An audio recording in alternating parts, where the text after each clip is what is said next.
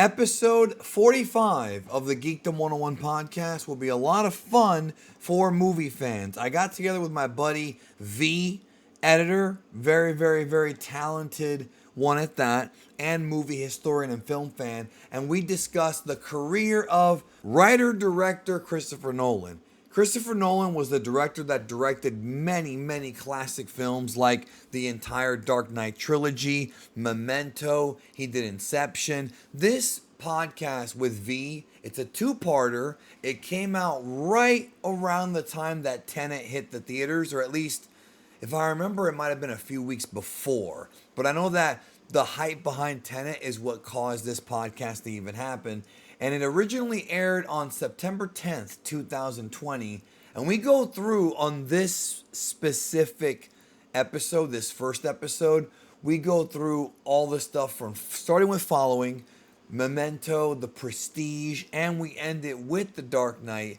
And then in part 2, we go through the remaining movies, Dark Knight Rises, Inception, Interstellar, and Dunkirk, and a little bit about Tenet too. So that would be episode 45. It's a two-parter. Let's go ahead and get to part 1 right now. And welcome back to the Geekdom101 podcast. Joining me as promised, I have V, aka I'm a film editor, joining me here to discuss the life and career of Christopher Nolan, the filmmaker slash visionary. Welcome to the show, V, brother. It's good to have you here. Yeah, it's great to be on here, man. Big fan of the podcast and a great opportunity to talk about my favorite filmmaker of all time, Christopher Nolan. It's going to be a great discussion, bro. He really is your favorite? I didn't know that. Yeah, he is my favorite, man. And for people that followed me on my channel, like, they know he's the biggest influence about why I've stepped up to be an up-and-coming film editor, bro. Like, he is the visionary. I have so many filmmaker inspirations, but Nolan just keeps surprising me every time, as we're going to learn in this discussion. Absolutely. Even with Tenet that came out, just earlier this month, everybody, I'm going to give V a chance to plug his stuff. He and I did a 1-hour spoiler review on Tenet on his YouTube channel, so I'll give him a chance to plug stuff here. But I wanted to ask you, so we're not allowed to delve into all the secret projects you're working on right now and in LA, right? We can't talk about that on here, right? We can't get no scoops. Well, I can't. Well, for people that know, on my Twitter, I do IMAX film preservation on the side, so I can mention that we can show that. And I'm still an independent film editor, bro, so nothing too big. I haven't had my big break yet, but, I love what I do, and I'm doing a short right now with my friend Mike Fallon, and I'm also working on a documentary about martial arts with Kimbo Slice Jr. producing, so look forward to that coming out. Right. Now, go ahead and plug not just your social media, but also your channel so that everybody knows where to find you at before we delve into this Chris Nolan talk. Of course. You can find me at I'm a Film Editor on Twitter and Instagram, and the Filmmaking and Fandom Station on YouTube, where you can find the spoiler review I did with Danny on Tenet. Right, and then I'm a film editor on Twitter is also where they can find you as well, and you're being followed by some pretty big people, bro, and we'll just leave it at that. Very legitimate, bro. This is the guy who told me 20 years ago that Bruce Willis was a ghost the entire time. No, I'm kidding. He didn't really tell me that. Let me ask you a question about that. Okay, did you see The Sixth Sense when it first came out? Not when it first came out, maybe a couple of months after. All right, so here's the question, right? Like, did you figure out the twist? I figured out the twist about, like, maybe half an hour into the movie, bro. Like, I just knew, like, okay, he's a ghost. Like, everybody was talking about that movie being so amazing and great, and oh my God. And I'm just sitting there like, M. Night Shyamalan Ding Dong, he has made some great movies, but that one, I think it's unbelievably overrated. Oh, yeah. I mean, look, to answer your question, I don't remember exactly. I think I figured it out closer to, like, the end of the second act, but I saw it coming, and, it's still a very well-done movie, and yes, I agree, it is overrated. People talk about it, people meme it all the time, but it's still a great movie, in my opinion. I'm not going to say it's not. I mean, I enjoy it, but I do think, yes, it is overrated. Yeah, and I caught that twist early on. So, without question. So, let's talk about Christopher Nolan, your favorite filmmaker of all time. He's in my top 5 without question. And the way he's been cranking out these extremely visionary films, doing things that other filmmakers have never done before while still preserving the art of storytelling, making these movies that are just classic. Like, I have all of his films. I own every single one of them. And it's just... they're all different, but they're all good. To this day, he has not made a bad movie. There are some that are like less good than others, but he's never made a bad film to this day. I agree. Why? I agree. Is that why he's your favorite? Like, what is the reason that he's your favorite? Because he keeps stepping it up. He keeps showing us stuff that have never been done before. And if we've seen a bit of what's done before, he twists it and makes it completely original. Like we talk about Tenet, and I don't want to give anything away about the plot. Go see that movie. But from what we've gathered and what we've seen in the trailers, it's an espionage spy thriller that has to do with time travel. Like, he takes a very conventional genre and puts a twist on it that we don't see coming. And who does that? Who does that? I know some filmmakers like to do that, but he takes it to such an epic, visionary scale where it's undeniable. The dude is one of the most original, if not the most original filmmaker working today. Absolutely. And when we look at his body of work here, as we're going to do here on the show, we're going to really talk about this in detail, without question. So, I've said this before. Many people listening might not know this, but my favorite movies of all time go in this order. Number 1 is Pulp Fiction. That's my favorite film of all time. I did a whole podcast here on the Geekdom101 podcast where I went deep into Pulp Fiction. Me and Draven talked about everything. My second favorite film of all time is The Shawshank Redemption, which I may do a podcast on very, very soon, because it is that great of a film. Frank Darabont's masterpiece, and he's got a lot of good ones. And then 3 is Memento. A lot of people, let me just say, not everybody, but a lot of people always fap off The Dark Knight. They say it's the best comic book movie of all time, and the best Batman film of all time, and it's more than a comic book film. And that's all fair. I think Memento blows away The Dark Knight and everything. In my opinion, Memento is Nolan's masterpiece, and Memento is one of the best films ever made. You have to understand, in my catalog of my personal top 10, the fact that Memento is number 3 is a big deal because, number 1, I've seen a lot of movies, and number 2, Memento is above stuff like Terminator 2, Apocalypse Now, The Godfather, on my list. So, my personal list. So, the fact that I'm ranking Memento this highly should tell you how much I love that movie. That movie, let me just put it like this. That is the one movie where every time I make a new friend or I'm dating a new girl, we always watch that movie. That's like a must view for me with a new person. And what I love about Memento is that I love seeing it with an audience, and I love what I do, right? I'll pause the film about halfway through and I'll say, what do you think's going on? Just to kind of pick their brain. Cause I love doing that with Memento. With other films, I don't do that, but with Memento specifically, I pause it and I'll say, so, what do you think so far? Oh, it's confusing. I don't really know what's happening, but it's interesting. Who's playing, who's the one manipulating Leonard Shelby and this and that. And I just love watching them process the information and what's going on. And then by the end of the film, when you find out what's really going on, it's just...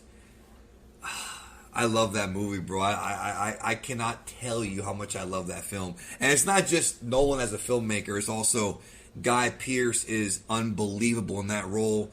Joey Pants, one of my favorites. He's amazing. I can't begin to tell you how much I love that film. It's number 3. Out of all the movies, Star Wars. It's above Star Wars for me. Think about that. Right. And, and I really dig what you say about asking people and, looking at their reaction, because nothing, satisfies me more as an artist and, film fan to watch other people experience the movie I experienced that I love so much, and it's like with their reactions and with their involvement in the story, I kind of get to relive my experience like I did the first time, to see the realization, to see their emotions and emotional connection to the story in their eyes is just so gratifying. You know what I mean? So I totally get it, man. I totally get it. And I get it. Guy Pearce is very underrated in that movie. Nobody talks about that, bro. Like, you have to He's an amazing actor. He's an amazing actor, and nobody really talks about him in that movie. And the thing is, like, I'll be honest with you, I don't dig the movie as much as you do, but it is a masterpiece. It is up there, and one can argue what really... So that's not your favorite Nolan movie, then? It is not, but... Okay, we'll talk about which one it is in the future, but go ahead. Yes, but in a lot of ways, and I'll be honest with you, in a lot of ways, Memento, one can say, really propelled Nolan into not so much the public's eye, but the studios and Hollywood's eyes that, oh my God, this guy can tell a story. We need to hire him. Because he really got his, like, one can say that Memento really started the trend of him getting his big break. Right, and you know there are going to be parallels here with him and Tarantino because they both are tremendously huge nerds for films. They're just complete nerds. They love doing non-linear storytelling, which is tricky. When you're doing a non-linear story, it's tricky because it's actually more challenging than doing a linear story because you have to give clues for things that haven't happened yet in the narrative, but in a reverse sort of way. It's very challenging, and both these guys seem to be masters at it, and they reuse that concept over and over again. But before we talk about his bigger movies, I want to go back to beforehand. So in doing my research about Chris Nolan, this guy was a big... When he saw Star Wars 1977 was...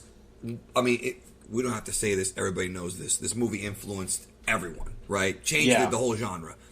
Yep. And this guy would, like, supposedly when he was a kid, he would play, like, with toys and, like, shoot his own little movies, which I think a lot of us did that. I mean, when I was a kid, I would play wrestling with my turtle toys and, like, have my own matches and championship belts and all that.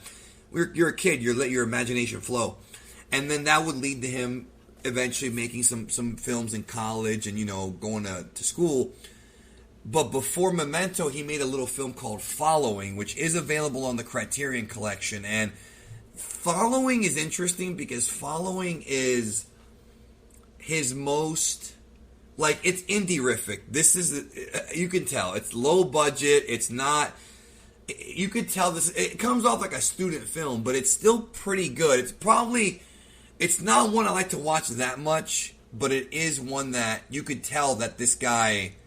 You could tell from watching it that this guy is like one of them independent auteur filmmakers, but the thing about it is he was able to eventually take his love of film and become a successful multi-million-dollar, you know, mainstream filmmaker. But that movie was made on a budget of $6,000 from what I understand, and that's kind of crazy. Tell us about your thoughts on Following. Following is interesting, bro, because you're right. It's a very independent budget film, and, you know, the movie shows, but like you said, it's not one that I've watched many times, but I've seen it, and the one thing that I keep taking away from that movie is, like you said, the movie, obviously, comparing that to what he does now is almost incomparable, but what that movie showed is that he has potential to be a very great storyteller, and obviously, we all know now that he is, but for a lot of filmmakers, I still experience this in my own editing, bro. Like, again, I might have broken into the business, but I am still the most independent of independent. I have a lot of dues to pay before I even make my big break. So I could imagine how he felt because, you know, it takes a lot of filmmakers a lot of time to try to find their voice, you know? And I felt like with Following, he's experimenting in finding his voice as a storyteller, but you can see in that movie from the beginning that he sees the world and cinema in a different way, and he's going to apply that in the future. And boy, by the time we get to where we are now, you can totally see that he has a singular vision of how he sees movies. Because I'm sure, as we'll cover in the conversation, every movie he does, no matter the genre, time is a beneficiary factor in what he does in his movies. And starting from Following, I mean, the movie is called Following. It's that. Like, he might do every genre, any genre he wants, do it in linear, non-linear, but when it comes down to is that he always likes to tackle the idea of time.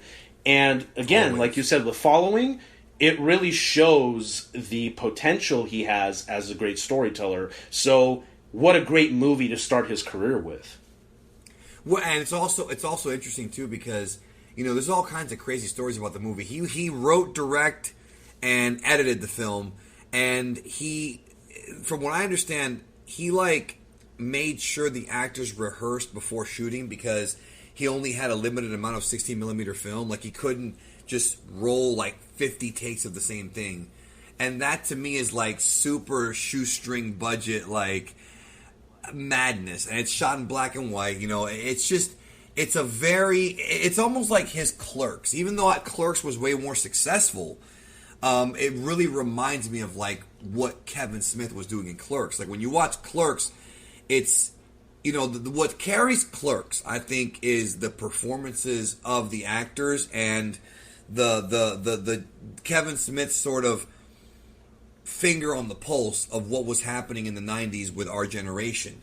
That's what I think Clerks really captured, whereas this film was more so this film was Nolan, even though it came out in 98, it felt like a movie that came out in 68, but I think he did that on purpose to a degree. I think that might have been part of the goal, and that's its charm. That's its charm if you ask me. So after that, Memento came. You're saying it's not your favorite Nolan film. It's my favorite, right? Again, another movie where very psychological. The thing about Christopher Nolan films, and one thing we're going to do on this show is I don't want to get into heavy spoilers because a lot of his films, actually I would say all of his films, need to be seen with no spoilers. Exactly. Because he likes to tell these stories, and similar to M. Night Shyamalan Ding Dong and other guys, he does love having twists, but in Nolan's movies, they're not really so much twist endings, even though some of them do have twist endings. It doesn't feel like a gimmick, whereas with M. Night Shyamalan Ding Dong, for a while there, and I'm calling him that, by the way, because Tarantino called him that. M. Night Shyamalan's his name, but Tarantino loves to call him Shyamalan Ding Dong, which always pops me.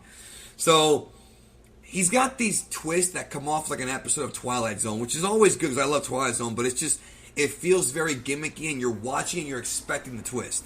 Whereas in Nolan films, he will spread the twists out throughout the narrative. He'll take you on a ride where you believe one thing, and then something else, he creeps in a different story aspect to where you start doubting that. And sometimes, and then sometimes he doesn't even do that. Sometimes he will just lay the seeds, and you'll get closer and closer and closer to the reveal. And the thing about Nolan, exactly what you said, man, is that he rewards you for your investment in the story. When you get to the end, whatever the reveal is, every time you are rewarded. You are rewarded for going on that journey with him. Every single time he does it, bro. And that's one thing. That's why his movies are good. I mean, point blank. But with Memento, for a while, you're wondering who is manipulating Leonard Shelby in that film. And if you've never seen that film, I mean, you got to see it. Please, begging you, do not go to Wikipedia. Do not read the synopsis. Watch the movie blind. Maybe the trailer, and that's it. The website is still up, by the way. Memento spelled backwards is still up. That website opened in 2000, 20 years ago. It's still up. And that actually has some interesting extras for the film. But watch that film. It has probably the most creative, I think it is the most creative, non-linear storytelling method, an editing method I've ever seen. The way the film is structured is the movies, part of the movie's going backwards and part of the movie's going forwards. You have these black and white scenes that are in linear order, beginning to end. Then you have these colored scenes that are in black, that are not in black and white, they're in color, but they're in reverse order. And what Nolan does is, and this again, it's like Tenet. This dude had to have sat there and meticulously planned out how he was going to do this, because his brother wrote the story, Memento Mori. Then he took and he adapted it. But I'm assuming in the story it was linear. Nolan had to figure out how to give you clues in one side of the timeline that would affect the other side. So you're going back and forth in two different sort of time periods of the same story. Right. And he's editing in clues and you know, and again, Guy Pearce is amazing in that movie, like I said, in that film. Yes. But like he's editing in like clues and like, you know, what's really going on, and then at the end you have the big reveal. But the end of the movie is actually the middle of the narrative. The beginning of the movie is the end. The middle of the narrative is at the end. The beginning the beginning of the movie is the end of the story, in theory. But exactly. but the end of the movie is the middle of the story, and he made it work. And it's just. It's brilliantly executed. It's literally genius level. Yeah, it's genius level. This guy, Christopher Nolan, thinks differently than the rest of humanity does, bro. I'm just keeping it real with you. And it's funny that we say that, and I know we're probably going to say it multiple times in this conversation. The word genius is so overused that it's such a blank statement term now, but if you're really going to classify somebody as a genius, Christopher Nolan is a genius. He's one of the few that actually has a very, very intelligent brain. I don't know how he might be on it, the spectrum, bro. He might be on the spectrum, dude, because like his obsession with like 70 millimeter, 35 millimeter cameras, this and all this, like attention to detail, bro. I feel like you have to be on the spectrum, right? Like exactly. I feel like this guy lives and breathes filmmaking. You know what I mean? That's what he cares about. That's what he does. That's what he watches. Like I feel like that's his entire like life. Exactly. And you know, it shows every single movie that he makes. He's totally committed to it 100%. You never feel like it's less than. So, how do you feel about Jonathan Nolan? Because I feel like people say that he's like Chris Nolan's secret weapon, and I think that there's something to that. I mean, the guy wrote, you know, or helped write the Dark Knight Rises concept. He wrote Memento. I mean, he helped them with all these films. Like, the Nolan brothers are both very smart, so I'm wondering if it's like a gene pool thing here, bro. Like, what's going on, you know? Yeah, and I think, you know, the way I've always looked at it is that Jonathan Nolan and Chris Nolan work together when they have a story they want to tell together, and when, you know, Chris feels like he has a project he's coming up with his own, he'll write it on his own. I don't think it's ever a competition. I don't think it's ever who writes what. I think it's whoever comes up with the narrative. Like if Nolan, Nolan comes up with the story for Tenet on his own, he's going to write it on his own. He might have his brother's script doctorate, but it's going to be his script, and that's how it works. Like sometimes there are movies that he's made where Jonathan Nolan doesn't write the script, but the story is by Jonathan Nolan. So I think it's a very It's like, yeah, it's a very interesting. Like if you want to say, it's a very interesting partnership, and which pops me, bro, because a lot of people don't know this, that they're brothers, but one has a British accent and one has an American accent. I've noticed that. Jonathan talks like an American. I always thought that was weird. Yep. Yeah, that's weird. So the thing about his movies also is that they're very thought-provoking, but they're different. Like, for example, you have, with Memento, you have this sort of story, without going into spoilers, you have sort of this idea of what memory is. Right. And by the way, I'm going to do a whole podcast on Memento at some point. You have this idea about what memory is and what, like, can we really trust our own memory? Because it's true, like, if you think about your own memory and kind of how emotions go into that, you might envision a certain event differently than how it actually happened. For example, relationships, especially toxic ones, you've got, like, for example, like abusive relationships. You know, I've read about this. You know, the abuse victim will always rationalize the abuse that their partner's giving them because of, oh, well, he used to do this, and like the early memories stay with you. Whereas when you look at the relationship as a whole, there were a lot of problems there, but your emotions kind of make you misremember things. And in the movie, Guy Pearce talks about this. There's a scene in the diner with Joey Pants where he talks about it, and you know that. And so the whole movie explores that, and also it explores purpose. Like, without going into spoilers, right? Like, do we give ourselves purpose, and how do we do it? Do we play with our own brain? And to me, it's just really, you know, I mean, the whole thing was kind of taken from this, like, this, it was like this essay called An Essay Concerning Human Understanding, which talks about, like, how memory creates identity, but what happens if you have amnesia? do you even know who you are? And there's that scene in the car where Joey Pants is like, that's who you were. That's not who you are. You don't even know who you are anymore.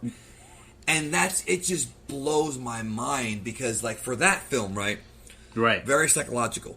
The Dark Knight, that film explores, you know, the duality of the Batman and Bruce Wayne and how they're really two sides of one person, but who is the real monster? And then the Joker kind of exploits that, being a complete sociopath, and it explores like are human beings. The big theme of The Dark Knight, I felt, was like, are human beings doomed? Are we doomed to be these evil creatures?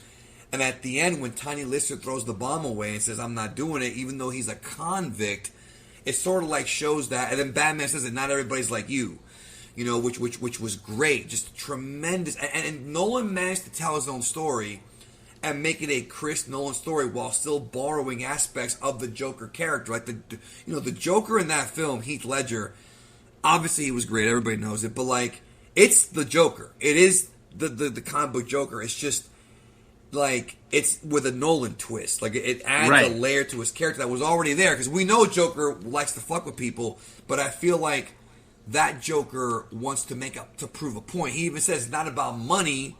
In that, where he burns the money and shit. It's not about money, it's about proving a point.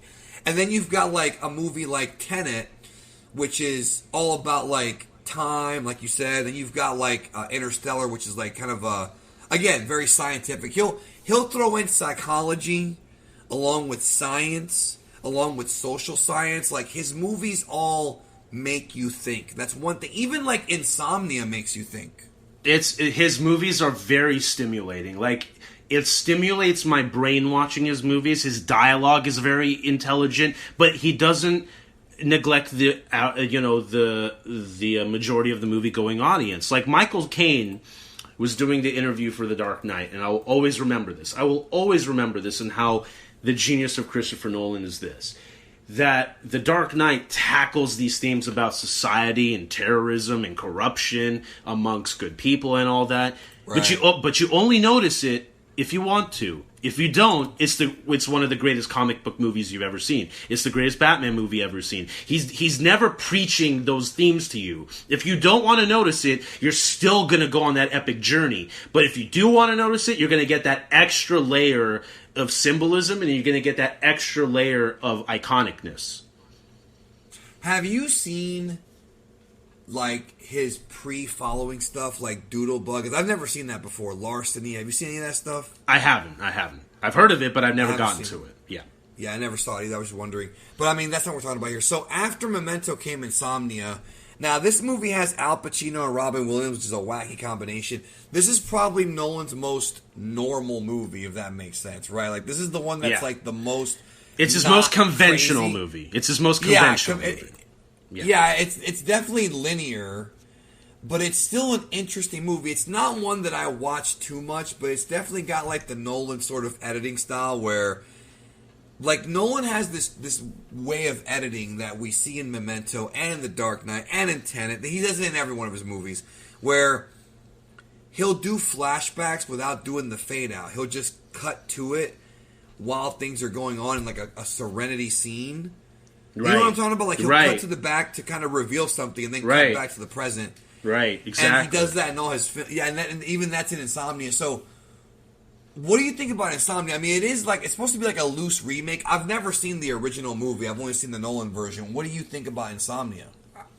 Well, it's Insomnia is interesting. I've only seen it once, shockingly, but I've only seen it once, and yeah, it is a loose remake. I wouldn't call it a shot for shot or, beat for beat remake, because Nolan comes in and he adds his own spin to it, and I think that's what I love. And I think the thing that I took out of Insomnia is that the performances are fantastic. Like, Pacino and Williams are fantastic in that movie, and I hear a lot of people quoting that that's the best aspect of the movie, and I agree, because being the most, if I want to say the most conventional Nolan movie, of course it's ambitious, of course he's doing his thing, but the performances of those two leads are what really reminds me of why I like that movie. It's not a movie I've revisited. It's not really a movie that I own it, but maybe it's a shame I haven't rewatched it. Maybe if I rewatch it now, I'll have a different perspective on it. But it's really the performances that make Insomnia memorable for me.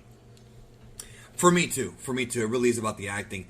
Now, interesting thing about Batman Begins, which is the next movie. Batman Begins is actually the first Nolan film I actually watched. Right, like I had seen Memento after I saw Batman Begins, and Batman Begins. So apparently, Nolan was the one who came to Warner Brothers about doing this Batman Begins. Now, when I first saw trailers for this film, I thought it was going to be a prequel to the Burton movies. I was like, okay, all right, go with it. How Bruce Wayne became Batman, but it wasn't. It was a reboot, and it was confusing at first, but the idea behind this film was that Nolan wanted to basically create a Batman superhero comic book film, but because Batman has no powers, it sort of became more of like a suspense thriller. Right. And we've seen, I feel like the Burton Batman films were very film noir. They were very, they changed the perspective of Batman, because Batman before the Burton films was the campy Batman. There was no serious Batman.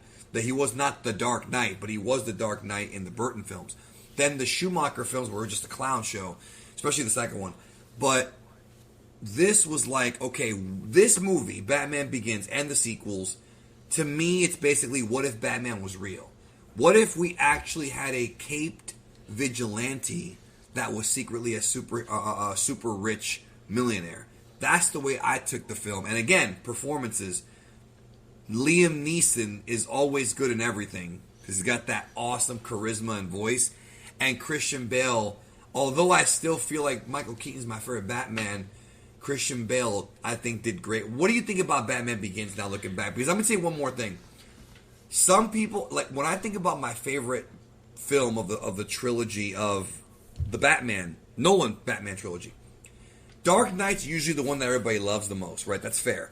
But in many ways, I think Batman Begins is probably more consistent. I think The Dark Knight does have a couple of plot holes that cannot be explained, and some storytelling conveniences that are kind of annoying. It's still a great movie. Batman Begins has none of that. But I still think Batman Begins has other technical problems, but it might be the most consistent. So if somebody says their favorite one of the trilogy, I can't even deny it, because it's different, it's cool, there's ninjas, it's great. So what do you think? Well, Batman Begins is a very underrated movie. I think it's the most underrated out of the Dark Knight trilogy. And you're right, you're totally right about that. Nolan was a huge fan of Batman growing up. His brother actually gave him Batman comics for his birthday, and that's what really got him into the Batman character. And, I have the collector's edition for the Dark Knight trilogy after Dark Knight Rises came out, and they had a never-before-seen documentary when they basically go in chronological order from the inception of Batman Begins to yelling cut at the end of Dark Knight Rises. And, his wife and producer, Emma Thomas, said, Warner Brothers, Emma Thomas is his producer and wife, and, Warner Brothers wanted to reboot Batman because Batman was in a bad place and they wanted to reboot it. And yes, but I thought it was so it was Warner Brothers' idea. That was his idea. No. Warner Brothers knew they were going to reboot Batman. They knew it. They didn't know who was going to do it. They didn't know who was going to do it. So he was the one. He was the one that wanted to make it super realistic, as well. Right. So they knew that Batman was quote unquote in the gutter. So they wanted to reboot it, and they got a call from Warner saying, we have this secret project, they didn't even tell them what it was. And then after a few callbacks, they're like, I don't know if Chris Nolan's would be interested in doing a Batman movie or whatever. And they're like, no, that's really interesting because, he's always talked about, that I want to do a really cool comic book accurate, realistic take on Batman. So he went in and he pitched it. And Jeff Robinov, who was running the studio at that point in the featurette, said something very interesting. He's like, Chris came in, he pitched us the movie, and the movie he pitched was 100% Batman Begins. 95% of what you see is what he pitched us. And, he's like, asked Chris to leave the office. I talked to Alan Horn and I said, if we're going to back up anybody to reboot Batman, I think it would be this guy, because he has a clear vision of what he wants to do. And the fact that Batman's origins, though they've been touched upon, haven't really been explored in the comic books. So Nolan shows us the inception of the Batman character, you know, with the fear of bats, with him training with the League of Shadows, and it's right. I think that the League of Shadows stuff had never been portrayed in the film before. Like, how did Batman become so effective as a physical hand-to-hand fighter? That's how. And also, the Batman Nolan trilogy is the first one to actually make Lucius Fox a character, because he was a character in the comics, but never in a movie. So now we know who the financial, technological guy was behind Batman. Because if you remember, in the Burton films, it's just him and Alfred. But in these movies, it's like, no, we have Lucius there as well. So that, to me, made sense. He tried to make everything make sense. And, you know, and it's one of those things that you bring up that I think is very interesting, which I have a different perspective on, which, you know, as a big fan of Batman, and you know, as an artist, I have my viewpoint on it, which is like, I agree with what you and everybody else has said about the Dark Knight trilogy, that he took a very more realistic approach, and I agree with that. But I think that realistic approach that he took was what Bob Kane was envisioning writing the comics. So I think, in my opinion, I think the same. He not only so not only did he reinvent Batman to make, I think he reinvented Batman cinematically, but he was very true to what the original Batman comics were. And that's what he did with Batman Begins. And the thing about Batman Begins that is very underrated is that it's probably one of the most authentic, epic superhero origin movies of all time, in my opinion. Batman Begins is fantastic. When that movie came out, people have to remember, bro, that, yeah, sure, when The Dark Knight came out, it was a juggernaut. But people have to remember, when Batman Begins came out in 2005, that was also a big deal. That was a big deal. A lot of people were talking about it. It was a huge success. Now, obviously, it wasn't as huge of a success as Dark Knight, but it was pretty big. People were amped to see Batman. It's people say it's the movie that saved the Batman character, and in a lot of ways it really was, you know? Well, it was, because Schumacher had kind of put it in the toilet. You know, and no disrespect to him as a filmmaker, so he is a good filmmaker. It's just that he brought it back to campiness, and that's not really the Batman character that people wanted to see. Because remember, Batman the Animated Series was one of the most influential series for kids of our generation, kids who either were born in the 90s or born in the 80s. Batman the Animated Series was the dark, psychological Batman before Nolan. So even before Nolan did this, the Animated Series did it first. It's just that Nolan brought it to the big screen. And also the Animated Series had some fantasy aspects like Clayface and stuff like that. But Nolan was like, okay, if this were real, how would it play out? That's what he pretty much thought. And exactly. That's what the movie was. Yeah. Exactly. And the thing about Batman, Batman, it also influenced every comic book film to come after it, because Black Widow's about to come out, and that's a more like gritty, realistic type of film. You know, exactly. We're seeing these like realistic comic book films. I mean, we had The Punisher, of course, before that, but you know, we're seeing more of that now because Nolan kind of opened the door for that. And the thing about Batman Begins that set the course of the trilogy really is that... And also, real quick, the DCEU was inspired by this as well, because the DCEU, kind of the Zack Snyder dark kind of aspect of it, who worked with Nolan on Man of Steel, that came from Nolan, dude. The whole kind of keeping everything dark and murky, you know? Right. And you were saying. Exactly. And you know, and the thing about Batman Begins that set the trend for the entire Dark Knight trilogy is that Nolan's genius was like, you know, if we can get people to care about Bruce Wayne, whether he's in the suit or not, we would have won. Because you're supposed to care about Bruce Wayne to care about Batman. Because Bruce Wayne in the Dark Knight trilogy, starting with Batman Begins, just like the authentic original comics, was Bruce Wayne has three personalities. Bruce Wayne has the billionaire, playboy, philanthropist kind of persona that he shows the public. He shows the real Bruce Wayne, the vulnerable Bruce Wayne that in the series Rachel and Alfred see, and the Batman, who is also really Bruce Wayne, because Batman is the rage and violence he has for the injustice that was done to his parents. So Bruce Wayne actually has three personalities that Nolan brought out that sort of reinvigorated what the comic books were all about. Because I feel like even though Keaton did it very well. I feel like that the three personalities sort of got lost. It was either Bruce Wayne and Batman. No. Bruce Wayne is real. There is a real Bruce Wayne that Alfred sees, but the Bruce Wayne that the public sees is a facade. That's him. Like, right. Without spoilers, it's basically Bruce Wayne as if he was on Twitter. Oh man, yeah, but just like without spoilers, because obviously we're not going to go into spoilers. But if you've seen Batman Begins, when we get to the party scene with Bruce Wayne, that's a prime example at his birthday. That's a prime example of what he lets the public see. So that's why those movies really work, because we care about Bruce Wayne whether he's in the Batman suit or not, and when he's in the Batman suit, it's glorious. It's so good. And we care about him throughout the entire trilogy. Exactly. That's such a tricky thing to do, but Nolan pulls it off. And may I say that Nolan is the mastermind behind it, but with his brother and David Goyer. David Goyer was a huge part of the Dark Knight trilogy, along with Jonathan Nolan, his brother. So it was a great trio that came out with this legendary Dark Knight trilogy. Now, before The Dark Knight, we have The Prestige. Now, The Prestige was also a Jonathan Nolan, project. I guess he wrote it, and then his brother directed it. I guess they co-wrote it together. The Prestige is interesting because when I first watched The Prestige, I actually bought it on Blu-ray before even seeing the movie, because I knew it's a Nolan film, and I liked his movies, and I was like, okay, I'll go ahead and buy it. Like, whatever. Right. If there's somebody who I like, I'll just buy the movie and then I'll blind buy it. I'm not going to just watch it first. This is before streaming services. Well, no, I think Netflix was around, but it wasn't like what it is now. Exactly. Because it came out in 2006, but I bought it like around 2010. I watched it then, 2011, something like that. So, The Prestige. First of all, I gotta say, okay, Hugh Jackman, Christian Bale, David Bowie as Nikola Tesla. I don't know why that puts a smile on my face. It's iconic now. It's iconic now, and it's also a meme. We can both agree on that.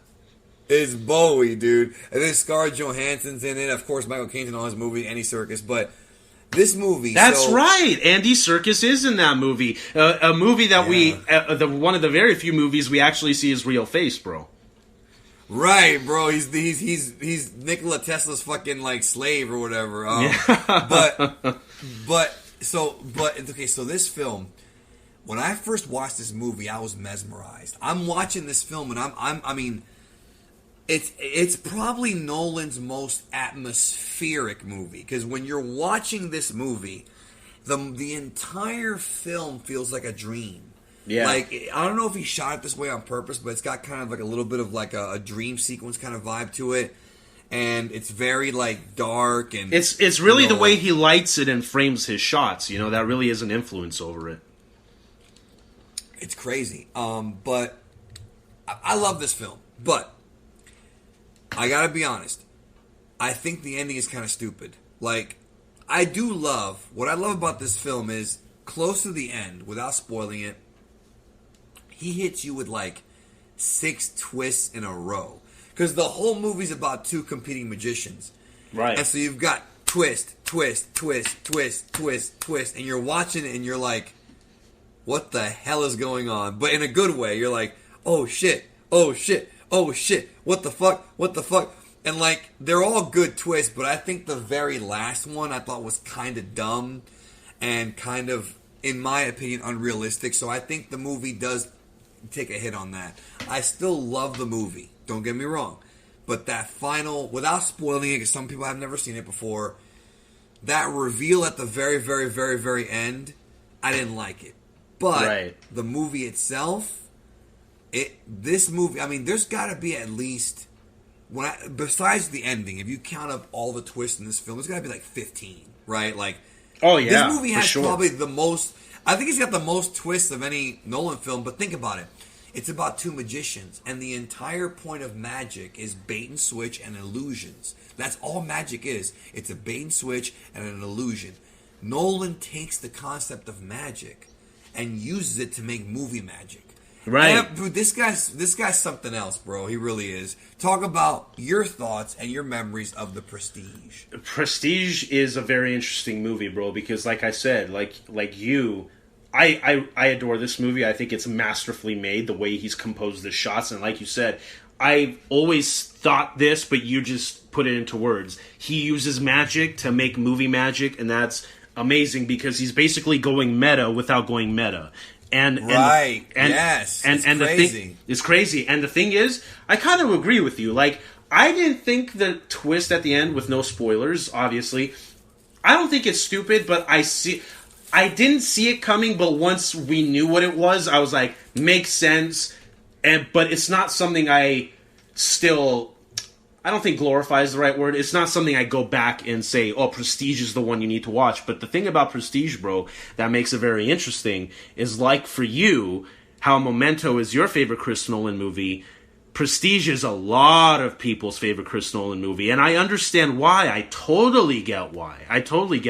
Thoughts on that? I mean, again, Hugh Jackman and Christian Bale are great in the movie as well. I think the thing that we can tell the audience right now, bro, is that we're gonna keep saying that every cast he's worked with is fantastic because this dude knows how to cast the right people for the right roles, and he works with them well too. He directs them well. That's the thing that Michael Caine said once, is that they were doing press for Dark Knight Rises, and he's like, the great thing about Chris Nolan, he's like as Michael Caine for me, it's like, he's like, I was doing a movie with John Huston, and one day I asked John Huston, like, what's the art of directing, John? And he's like, casting. And he's like, he's right, because he's like, and Michael Caine was like, to John Huston, he's like, you never give me any direction. You never come and tell me what to do. He's like, you get paid plenty of money to do this. You don't need me to come and tell. You're Michael Caine. You know what? You've been around how long? You already know what to do, Exactly. But it's like, he's like, you get plenty of money to do this. You know what you're doing. You don't need me to tell you what to do.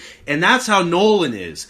He lets you go with it because he's cast you right. And if you do anything that he feels like is not quite there, he'll come and tell you very quietly, he'll tell you, but he's cast you right, so he expects it to be the way he envisioned. And that just shows how much confidence he has, that majority of the time he will just let his actors go free until he has a few suggestions to make. But from what I've heard from interviews and the few people I know that have worked with him, is you would think this dude would do like 5 to 10 takes. No, if he's got it in 2, he will move on. Like, that's how he is. He's like, he knows exactly what he wants. And it takes a lot of confidence, but it shows, bro. It actually really shows.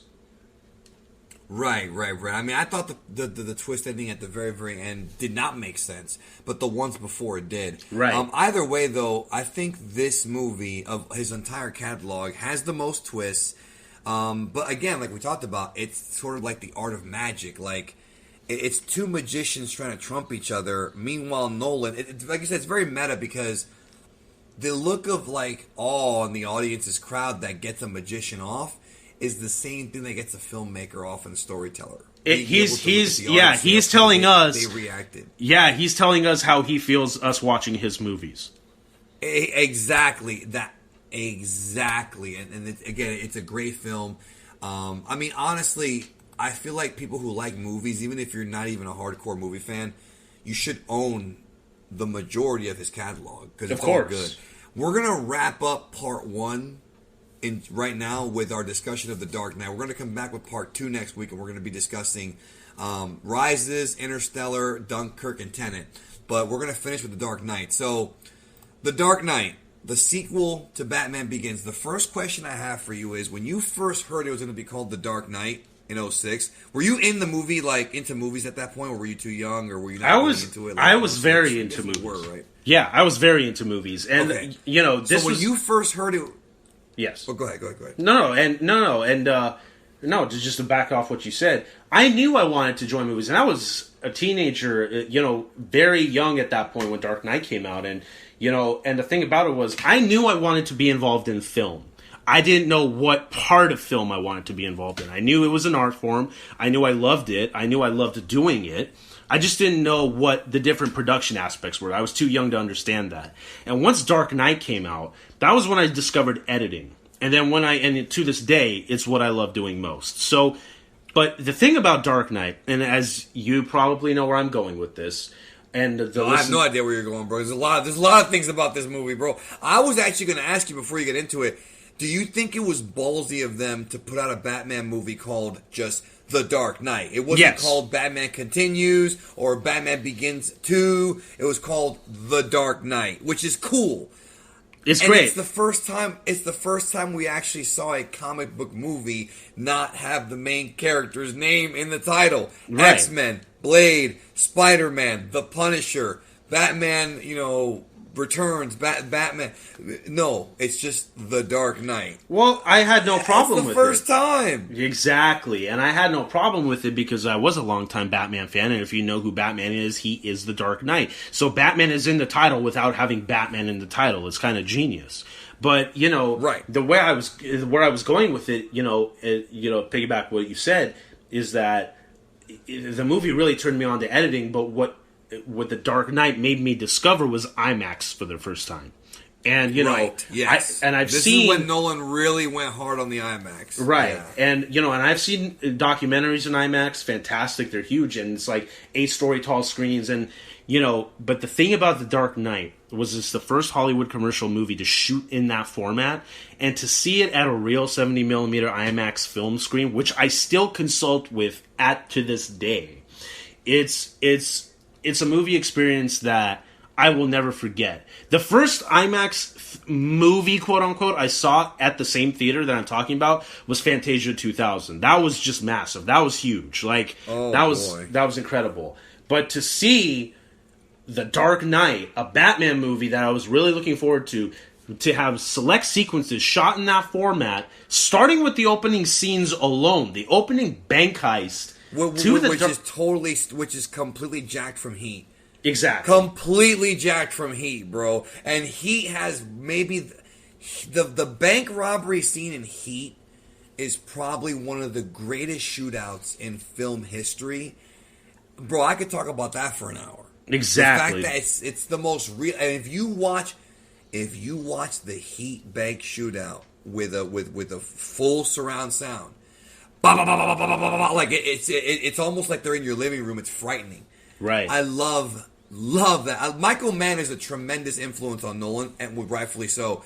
And I do love the opening sequence of Dark Knight without question. Yes. Yeah, and and the thing, to tie it back in, it's like IMAX really influenced me. Nolan really influences me. And like I said, and I've said to the audience before, I'm just an up-and-coming film editor right now, but I've stepped into the business. And on the side, for those of you who have heard me before and follow me on Twitter, I preserve IMAX film on the side. And this is the guy, and this is the reason. That movie is the reason I do what I do. IMAX 70mm film. I'm not talking about the gimmick IMAX, the Limax, the crop digital screens. I'm talking about the legit IMAX screens. To me, and the legit IMAX format is the greatest film format of all time. It's the why do you say it's the greatest? Like 70, you talk about 70mm IMAX. Why do you say that is the greatest in your? I mean, I don't disagree with you, but why do you say it? Because the resolution has not been achieved. That film resolution goes up to 16K. It's raw celluloid, exhibition, and it's legitimately it immerses you in the movie the way that the gimmick 3D never could. It's a 2D image, but it feels more 3D than a 3D movie, if that makes sense. It's like you're there. Exactly, and just the shots alone in that movie. The logos come in. It's 35mm. You see the smoke that creates the bat symbol, and then boom, those buildings start coming close to you, bro. Like, admit it. Like those shots, the Hong Kong shots, sure. the action sequence. We had never seen an action sequence in IMAX, a true IMAX before. The Batmobile/Tumbler truck chase with the Joker, bro. Come on, hit me. No, it's so good. Well, and I can't believe we've gone this long talking about Dark Knight without obviously mentioning Heath Ledger as the Joker, bro. Well, we're going to get to that in a minute, but I wanted to tell you a quick IMAX story. So the first time I ever saw IMAX, this is crazy. The first time I ever saw IMAX was when I was in 8th grade, and I'm old. That was 1997, I think. Right. Because what people don't understand about IMAX is IMAX was not used to make movies. IMAX was originally used to make nature documentaries. So we have an IMAX dome here in Tampa called the Museum of Science and Industry. It's a museum. It's a pretty cool museum where you go and they have like a hurricane simulator. and they took us in to watch a short. It was short because IMAX now is very expensive. Can you imagine how expensive shooting an IMAX camera would be in 1998, dude? Yeah, in real nature, bro. And not on sound stages, in real nature, too. That could compromise... In real nature. Yeah. And so they had the IMAX dome with the dome with like the stadium seating where you go up, like the bleacher seats. And I remember it was a giant screen, the biggest screen I've ever seen in my life. And I remember it was like a very short, like maybe 10, 15 minute little documentary about like nature, and it showed like deer running and buffalo, and like, you know, had this voiceover, and it was all just nature stuff. I don't remember the details of it, but I remember seeing it. And that was the first time I ever saw IMAX, and I was like, man, it'd be cool to watch a real movie here. Like, I didn't a Hollywood know blockbuster movie shot in that format. Exactly. Right, exactly. I didn't know much about IMAX, like the cameras, and because you know the IMAX cameras are very, very loud, like the way very loud. I heard that some of the newer ones now are not as loud, but and they can only, and a lot of people don't know this. The IMAX film cameras, which are loud, can run only 2 minutes of film. You have to replace it every 2 minutes. Right. So, and that's why like the documentary was probably so short. Because of that reason, you know, it was only like, I think 10 minutes, 15 minutes. It wasn't very long. I forgot what it's called. And that's the first time I ever saw IMAX. And then this movie, of course, comes out. And then you start seeing the IMAX theaters pop up, right? Yep. Right around this time. Now, I wanted to ask you, Dark Knight broke a bunch of records, right? Made $1 billion, just crazy stuff. Yes. Changed the industry forever. How much do you think the death of Heath Ledger affected this movie? In other words, do you think that Heath Ledger dying and the stories of his death garnered more attention and intrigue with this being his final performance? And it's one of his final performances. Right. I have one more after this. Yeah, Dr. Parnassus. But yeah, it's it's a yes and no question. Because undeniably, we have to, you know, we can't have tinfoil hats on. We have to admit that, yeah, it does make an influence, and it's in the press, and people are going to go. It's, you know, his second to last role to come out in theaters. But people were already Oscar buzzing when he was still around, and that teaser trailer hit.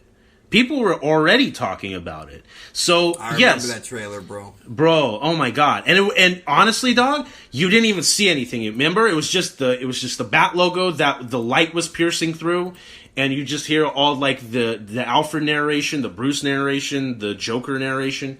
So it's all there. And yeah, do I think that his death influences posthumous Oscar? Yes, I do a little bit. But there's still... Well, not his Oscar. I mean, more so you're right. I meant like just the box office, the intrigue. You think his death did add more? It did add more, but I don't think it would have been that much of a difference. No, I think this movie would still be celebrated. Okay. Because people are talking about and you and I can both agree on this, bro, that if Heath was still around, just imagine the roles that he would have taken on already. Like, this dude would have probably won multiple Oscars. He was just that good. Yeah. Well, we didn't know how good. I mean, I had seen other movies of him, but we didn't really know how good he was until this one. Yeah. Also, you know, Gary Oldman's in this trilogy, my favorite actor of all time, and he's incredible. I always like when British actors like him and Christian Bale and even like John Boyega do American accents. And they're very good too. You know, it's funny. It's funny you mentioned Christian Bale, bro. You can't tell, dude. It's funny. It's funny that you mentioned Christian Bale. That, you know, I had watched The Prestige and stuff afterwards, after The Dark Knight. Right. Christian Bale was my introduction to The Dark Knight was my introduction to Christian Bale. And you mean Batman Begins? Batman Begins. That's right, Batman Begins. Right. And and the thing is that he was so good at the American accent, bro. I just played it off saying, no, he's American. There's no way this dude's British. I didn't even second guess. I didn't even care if he was British or not. When I found out he was British, bro, I was surprised. Because that accent is so... in interviews. That's what Me too. And when I found out, I was like, wow, that is so good. Like, sometimes accents come here, like come and go, and there are good accents and there are bad accents, but there's the gem that usually hits where it's so good that you can't tell. Same thing with Gary Oldman, bro. And the thing about Gary Oldman is that He's one of my favorite actors because he's such a chameleon. Like, for example, if you watch True Romance, say, and show that movie to a fan of somebody who was a fan of The Dark Knight and Commissioner Gordon, you wouldn't think that was the same person. It's exactly. Oh, dude, Drexel Spivey? Come on. Is it White Boy Day? It must be White Boy Day. The Fifth Element, I know bro. That the Fifth Element. But I'm not as pretty as a pair of titties. Exactly, bro. But Gary Oldman's a legend. And he was Vlad Dracula, and he was... No, that's my favorite actor. I mean, he is legit my favorite actor of all time, bro. Yeah, Sirius Black in the Potter series. Yeah, Sirius Black. I mean, dude, Leon the Professional, he was that awesome heel with the medicine. Yeah, and dude, he's my favorite actor of all time. Legit, he's my favorite actor of all time. But he really is. The most underrated actor and character in The Dark Knight to this day. I mean, everybody has their different opinions on it. To me, is Aaron Eckhart as Harvey Dent, because he's amazing. No, he's amazing, and this is the way I've always equated to it. Like, Joker and Heath are amazing in the movie, and obviously, but to me, I've always looked at it like this: if Harvey Dent doesn't work, the Joker doesn't work. Both of them are, the Joker works on his own, of course, but I'm saying the plot. If Harvey Dent doesn't work, then if the Harvey Dent execution doesn't work, then Joker's execution is going to look poor. Because both of them, without spoilers, it's going to be so hard to say spoilers for this, because who hasn't seen this movie? I think most people have seen this one. I think Dark Knight is the most mainstream movie Nolan's ever done. Everyone's seen that fucking movie, bro. So, I mean, exactly. I think it's okay to talk some spoilers about that film here because everyone has seen it. I think the purpose of this podcast is for people to say, you know what? We're glad that you saw Dark Knight, but there's all these other movies this guy did that you might like as much, if not more more than The Dark Knight. Because, like I've said before, if you want to say Dark Knight is the best superhero movie of all time, fair point. I don't think there are flaws with this film. There's conveniences in the movie. Like, for example, how did Joker know the helicopter's going to go in that same alley? Like, there's all these things that where the Joker's, like, kind of too smart. Like, Joker is too smart sometimes in this film to where it makes no sense. That type of stuff bugged. I didn't care the first time I saw it, but in multiple views, I was like, okay, you know what? It's too convenient. That is an issue. Also, I've always, in my opinion, to your point, I have always felt like this guy Harvey was so heartbroken over what happened to Rachel, and he's got a gun pointed to Joker's head, and he doesn't kill him. And to me, that was always stupid to me, because I don't care if you're crazy or not. Like, this dude is the guy who literally deformed you and took out your chick, and it's like, I don't give a fuck how fucked up you are. Like, to me, I always thought that was really stupid. And also, the way that he kills my boy Eric Roberts, he kills him in the car flips. Like, why would you be in the car when it flipped? There's a couple, like I said, there's 2 or 3 things. And I know someone's going to listen to this and say, oh, it's not that big of a deal. No, it's not that big of a deal, but there are 2 or 3 things here that I think... I mean, I get that argument. But to me, same thing with the ending of The Prestige. Exactly, and and I get that argument. But to me, the reason why Harvey not killing Joker in the hospital, even though I get it and I totally get where you're coming from, and now you mentioning it makes me think about it a little bit. But to me, I think that represented the transition where this dude was all about the law, and now he doesn't give a fuck. Like right now, it's all personal. He doesn't care about justice. But if it's personal, then why don't you kill the fucking guy who took out your chick? Well, a 50-50 chance, right? Like, you live, you die. The coin determines the person's fate, which I guess is stupid. But I get it, but it's stupid in that. It's stupid in that context. Right. It's stupid. I can't believe. In my opinion, again, it's my opinion. Exactly. Some people are gonna sit there and get pissed off. Look, fuck off. Like, it's my opinion. If you like it, cool. I mean, when I say you, I don't mean you. I mean like the audience. But I think that one aspect of the film is just, I don't know, that and the other things I named, it's not perfect at all, I don't think. Right. And I can't believe we haven't even and I can't believe we haven't even mentioned this when we're talking about The Dark Knight. Even Batman Begins, which is, if Williams has, if Spielberg and Lucas have Williams, then Chris Nolan has Hans Zimmer, bro. Because Hans Zimmer, I was going to get to that actually. Because Hans Zimmer, because the thing is, I didn't think anybody could come close to Danny Elfman. Because in my opinion, Danny Elfman's Batman theme is the Batman theme. I wanted it to come back, but Hans Zimmer's theme fits here as well. Exactly. And Hans Zimmer and James Newton Howard did Batman Begins and The Dark Knight, and then Hans Zimmer took over sole priority duties on The Dark Knight Rises. But those scores are epic, and the Joker's theme is one of the most iconic themes of all time. Right, no, I love it. And I will say that about this movie. Before The Dark Knight came out, I was very skeptical because I had known about Heath Ledger from a couple other movies he did. Right. He was at that point, before The Dark Knight, I feel like his most celebrated film was Brokeback Mountain. Right. And that's a movie that I never actually saw because, like, yeah, I was basically warned by my friends not to watch it, and then I realized my friends were homophobic. I didn't know at the time. Right. You know, I didn't get what was really going on there. They're like, no, you're not going to like it. It sucks. And then I realized why they said that. But it's not a bad movie. But what I was going to say was I was super skeptical because I love, and I still do, Mark Hamill's Joker, and I love Jack Nicholson's Joker. Right. So I was over here like, okay, this Heath Ledger, like another Joker. You know, I'm thinking like another Joker, right? Yeah. But then he comes in and he does a different kind of Joker. He still has like his laugh, but he's not the clown prince of crime. This Joker, like when he says this city's a better class of criminal, right? Like, right. This Joker is not. Yeah. I was just saying, this Joker's not a criminal in that he is trying to rob. Like, the movie starts with him robbing banks and all that stuff, but that's not who he is. He wants the entire world to burn, which is what Alfred tells him. Michael Caine tells him that some men just want to watch the world burn. He is a legitimate sociopath.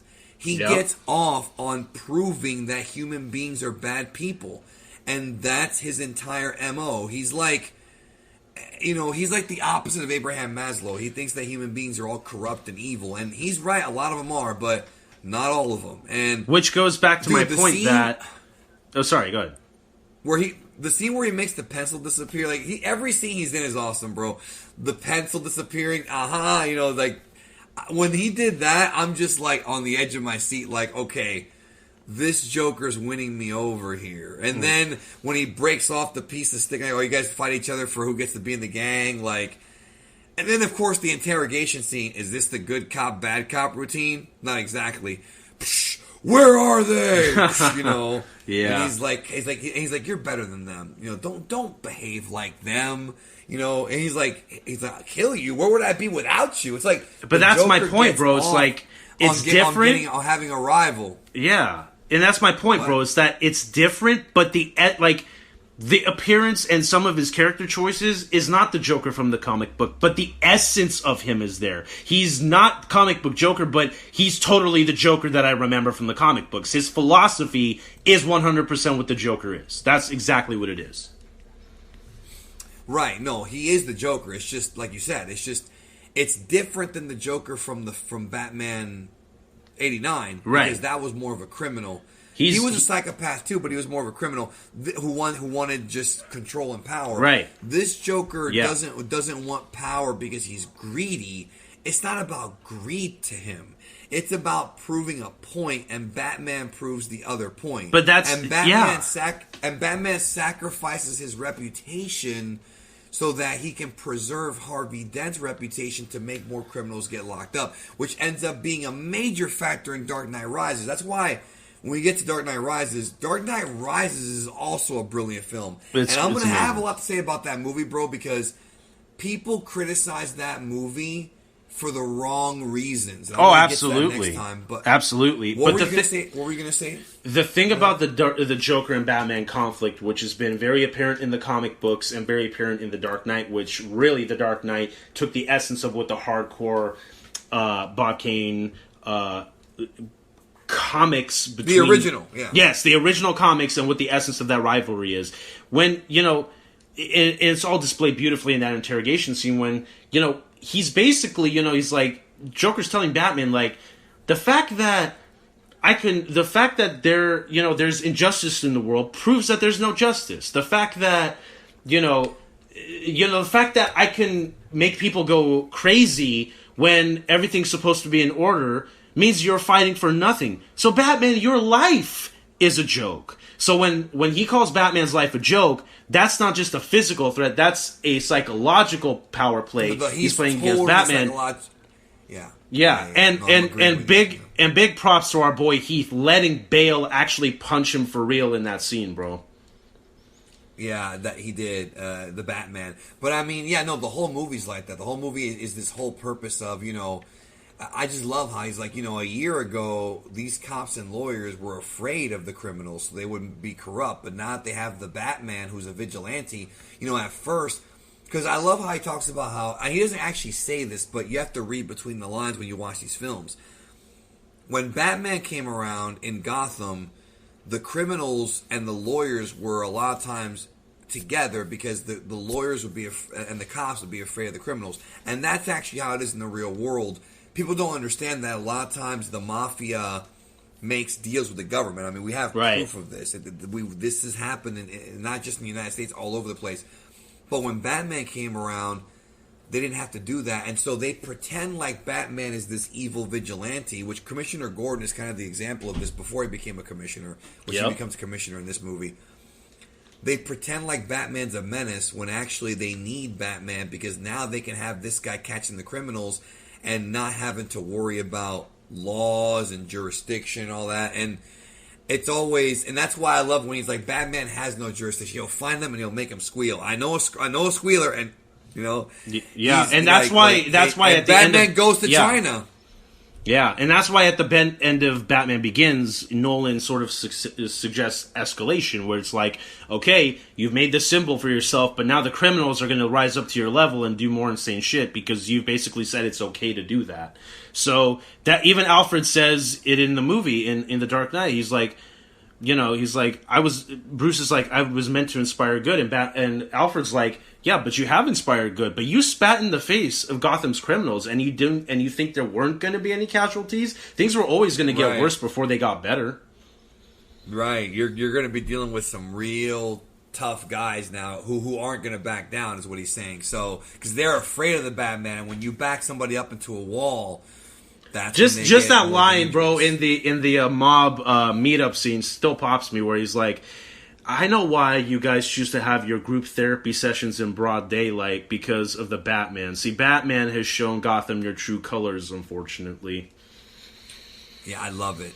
I love it so much. So good. And then you have our boy Spawn there, bro. Another comic book kid. Bro, and it's just the way how confident Joker is too, where he's like, so what are you proposing? He's like, it's simple. We kill the Batman. Kill the Batman. Yeah, which is great. Yeah, and then I love the line. I mean, dude, every line that's written for him is great. Where he's like, if you're good at something, never do it for free. I love it. When our boy Spawn is like, you think you could just steal from us and walk away? Yeah. He's just like, yeah.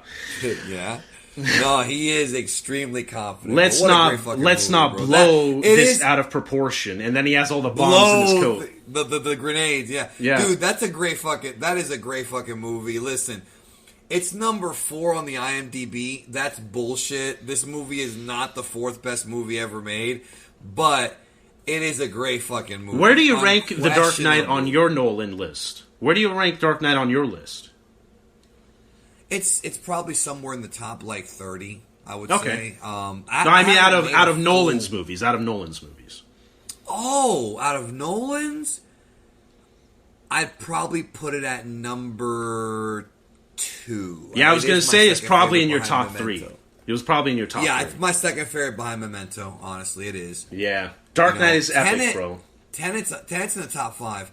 Yeah, I actually, believe it or not, I put Dark Knight Rises right after Dark Knight, because we'll talk about that. Yeah, me too. I'm not even lying, bro. Like, Dark Knight Rises is an underrated movie as well. It really is. It gets a lot of shit for the wrong reasons. We'll talk about that next time. So we're gonna wrap up this episode of the Geekdom101 podcast. V is coming back next week to discuss the remainder of the catalog: Inception, Dark Knight Rises, Interstellar, Dunkirk, and Tenet. Even though we already talked about Tenet, we'll keep that one brief. But thank you, V, and we'll see you next week. Right? Alrighty, sounds good. All right, we'll talk to y'all then.